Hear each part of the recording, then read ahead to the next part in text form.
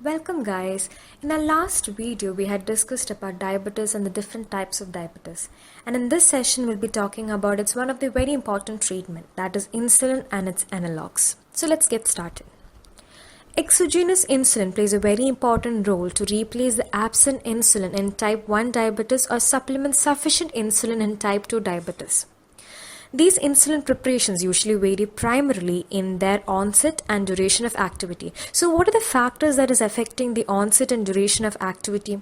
They include the dose, the blood supply to the site of injection, the temperature, the physical activity, and finally the injection site. The injection site plays a very important role. When insulin is given orally, it gets degraded in the stomach by the gastric acid. So we usually do not prefer to supplement or provide insulin orally, whereas we give insulin subcutaneously.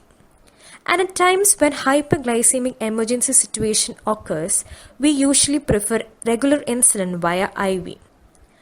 So that means in normal situations we prefer subcutaneously, or at emergency situations such as at hyperglycemic emergency situations we usually provide IV, and that too regular insulin. Another mode is an insulin infusion pump, that is continuous subcutaneous insulin infusion. So if you observe, it has got an insulin pump, a control algorithm to control the amount of insulin to be provided, then a continuous glucose sensor. So this is one of the more convenient method because it would eliminate the multiple daily injections of the insulin. And this is usually programmed to deliver a basal rate of insulin. At the same time, it will allow the patient to deliver a bolus of insulin to cover the mealtime carbohydrate intake and to compensate for high blood glucose level. What are the adverse drug reactions of this insulin?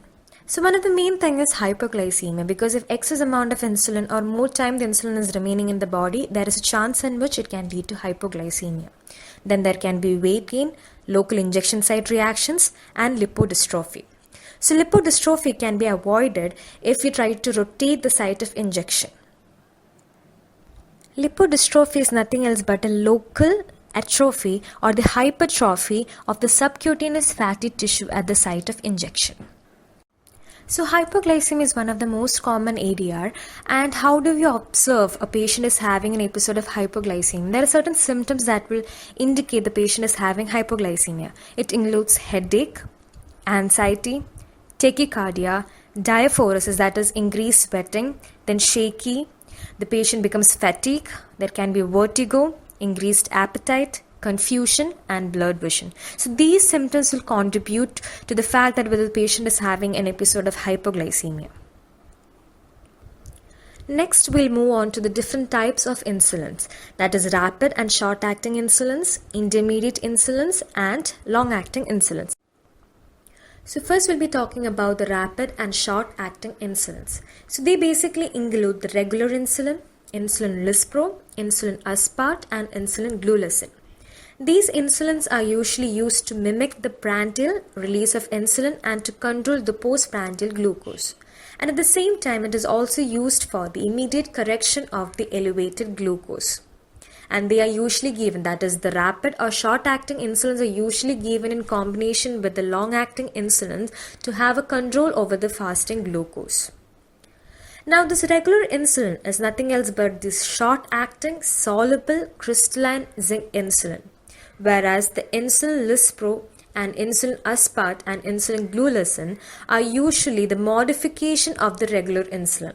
That is the amino acid. If there is a modification, where any kind of modification made to the amino acids to the regular insulin, we obtain insulin lispro, insulin aspart, and insulin glulicin, and they are together coined as the rapid acting insulins. And all of these insulins are usually given subcutaneously. The peak levels of these insulins are, the insulin lispro usually provides the highest blood concentration at about 30 to 90 minutes, and regular insulin usually provides the peak levels at 50 to 120 minutes. And the insulin aspart and the insulin glulicin usually have the pharmacokinetic and the pharmacodynamic properties similar to that of insulin lispro. These rapid-acting insulins are usually given 15 minutes preceding a meal or within 15 to 20 minutes after starting a meal, whereas regular insulin is usually given 30 minutes subcutaneously before a meal. And at times of hyperglycemic emergency situations, we can provide the rapid-acting insulins via IV, but more preferably, we usually prefer the regular insulin to be given intravenously. So, intermediate-acting insulins. Example is neutral protamine hagedon. So, this is usually obtained by the addition of zinc and protamine to the regular insulin. This will ensure the delayed absorption and produce longer duration of action. So this neutral protamine hagedon is responsible for the basal control in type 1 or type 2 diabetes mellitus. This intermediate acting insulin can be also given with rapid acting or short acting insulin to provide the mealtime control. And this intermediate acting insulins are usually given subcutaneously and should never be given intravenously. And it should never be used when rapid glucose lowering is required, such as in case of diabetic ketoacidosis. Now let's look into the long-acting insulin preparation. So it basically includes the insulin glargine and insulin detamers. So insulin glargine has an isoelectric point lower than that of the human insulin. So it will lead to formation of a precipitate at the injection site that would release the insulin over an extended period of time. So it has a slower onset of action compared to that of the NPH insulin and has a flat and prolonged hypoglycemic action with no peak. When we talk about the insulin detamer, it has a fatty acid side chain. This will lead to an association with the albumin. This will cause the insulin to have a slower dissociation from the albumin, resulting in a long-acting properties similar to those of the insulin glargine. As for this NPH insulin, insulin glargine and the insulin detamer are used for the basal control and should be administered subcutaneously. None of these long-acting insulins should be mixed in the same syringe with other insulins because it could lead to or alter the pharmacodynamic properties. Next, insulin can be provided in combinations. So various pre-mixed combinations of human insulins are available in the market, and these pre-mixed combinations advantages are that it would decrease the number of the daily injections. So there are patients who use more than one type of injections or more than one daily dose. So that can be actually reduced with this pre-mixed combination of injections. But this would actually make it more difficult to adjust the individual components of the insulin depending on the patient's blood glucose level. So the examples of this premixed insulins include 70% of NPH insulin plus 30% of regular insulin, and at the same time there are 50% of each of these insulins also available. Next we'll move on to the standard therapy versus the intensive therapy. So what is standard insulin therapy? So it basically involves a twice daily injections, but at the same time the intensive treatment utilizes 3 or more injections daily with the frequent monitoring of the blood glucose levels. So usually as per the ADA recommendation, the target mean blood glucose level is of 154 mg per deciliter or less. So for this, the apt treatment is the intensive treatment is more likely to achieve this goal. But the problem with this intensive insulin therapy is that the frequency of hypoglycemic episodes, coma and seizures is much higher with intensive insulin therapy compared to the standard therapy.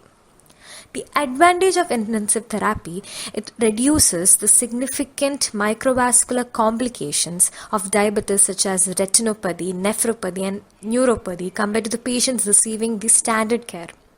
And this intensive therapy should never be recommended for the patients with long-standing diabetes, significant microvascular complications, advanced age, and those with hypoglycemic unawareness.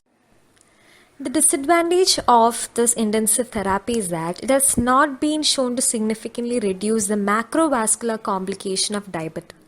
Macrovascular complications such as the cardiovascular issues, cerebrovascular diseases or the peripheral vascular disease. Next we are moving to the insulin analogs. So first is synthetic amylin analog. So amylin is a hormone that is usually co-secreted with the insulin from the beta cells following the food intake. So the advantages of this amylin is that it will delay the gastric emptying, decreases the postprandial glucagon secretion and improves the satiety. Satiety is nothing else but the feeling of fullness. So glucagon plays an important role in increasing the synthesis of glucose. So that is also being reduced during this amylin secretion. The example of the synthetic amylin analog is the pramlintide, and this is usually given along with the mealtime insulin therapy in patients with type 1 and type 2 diabetes. And this is usually given subcutaneously immediately prior to the meals. This pramlintide, when it is initiated, the dose of the mealtime insulin should be decreased by 50% to avoid the risk of severe hypoglycemia. The other adverse effects basically include the nausea, anorexia, and vomiting. Remember, pramlintide may not be mixed with the same syringe with other insulins, and it should be avoided in patients with diabetic gastroparesis, that is already patients who's having delayed stomach emptying, and in cases such as crestal hypersensitivity or hypoglycemic unawareness. Incretin mimetics. So what is this incretin mimetics? So it basically produces an effect known as incretin effect. So it is the effect where the oral glucose results in a higher secretion of insulin than that occurs when an equal load of glucose is given IV. And this is markedly reduced in type 2 diabetes. So this incretin effect occurs usually upon ingestion of the food. So in response to this meal, the incretin is being produced by the gut. And this incretin hormones include glucagon-like peptide 1 and glucose-dependent insulinotropic polypeptide. These hormones are responsible for 60 to 70% of postprandial insulin secretion. So the examples of the incretin mimetics that is available in the injectable forms are the exenatide and liraglutide, which is used for the treatment of type 2 diabetes. And their mechanism of action is that they are actually the analogs of GLP-1 that exert their activity by acting as a GLP-1 receptor agonist. And they are responsible for improving the glucose-dependent insulin secretion, will slow the gastric emptying time, reduce the postprandial glucagon secretion, and promote the beta cell proliferation. At the same time, they are responsible for the reduction of the weight gain and postprandial hyperglycemia and also cause a decline in HbA1c levels. Next is the pharmacokinetics. Being polypeptides, they are usually administered subcutaneously. Exenatide is having much shorter half-life because they are being eliminated mainly via glomerular filtration. Because of this shorter duration of action, exenatide should be injected twice daily within 60 minutes prior to morning and evening meals. Whereas liraglutide is having a much longer half-life because of their high protein binding ability, which allowed them for once daily dosing without regard to meals. Even a once weekly extended release preparation for exenatide is also available. But one main thing to keep in mind is that exenatide should be avoided in patients with severe renal impairment. So the main adverse effects of these incretin mimetics includes nausea, vomiting, diarrhea, and constipation. At the same time, they are likely to cause pancreatitis. So the patients on these incretin mimetics are usually suggested to discontinue these agents and immediately contact their healthcare providers if they have any kind of severe abdominal pain. So these are some examples of the insulin regimens for the prandial and basal insulin replacement. So the first one includes a regimen of regular insulin and NPH. So regular insulin is given during the breakfast, lunch and supper, and whereas NPH to maintain the basal control we usually give at the bedtime. Next one is pre-mix insulin combination of NPH and regular with a ratio of 70:30. So we have already learned that pre-mix insulin combinations will reduce the amount of daily injections or in insulin regimens. So therefore we usually give it during only in the breakfast and supper time. The last example is a regimen including Lispro and Glargine or Detamir. So Lispro is usually given at the breakfast, lunch and supper time, and the Glargine or Detamir is usually given at the bedtime. So this is all about the insulin and its analogs. I hope you have understood clearly about it, and if there's any suggestions and your comments, please do mail in us. Thank you.